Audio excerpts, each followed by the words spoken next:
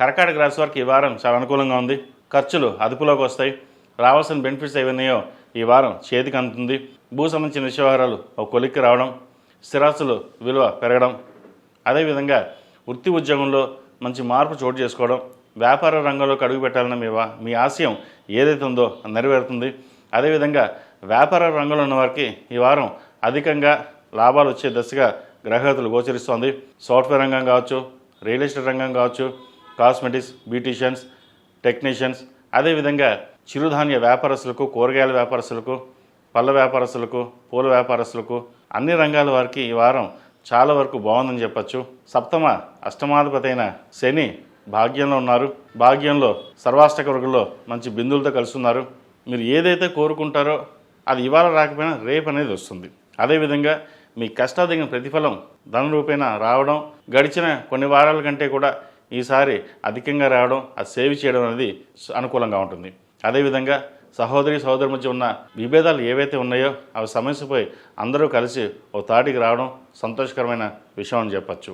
అదేవిధంగా ఈ రాశిలో మించిన విద్యార్థులకు కాలం అంత అనుకూలంగా లేదు. చదువు మీద శ్రద్ధ తగ్గడం, ఫ్రెండ్స్ అన్ని బయటికి వెళ్ళడం, ఎంతో కష్టపడి తల్లిదండ్రులు బాగా చదివిస్తే వాడిని పక్కన పెట్టి ఫ్రెండ్స్తో తిరగడం, చదువు మీద ధ్యాస తగ్గడం అనేది తగ్గుతుంది.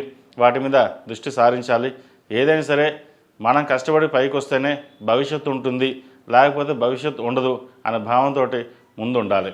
ప్రతిరోజు దక్షిణామూర్తి స్తోత్రం పఠించడం, ముఖ్యంగా దక్షిణామూర్తి రూపుని మెళ్ళే వేసుకోవడం విద్యార్థులు చెప్పదగిన సూచన. ఈ రాశిలో జన్మించిన స్త్రీలకు వృత్తి ఉద్యోగాల పరంగా సానుకూలంగా ఉంటుంది.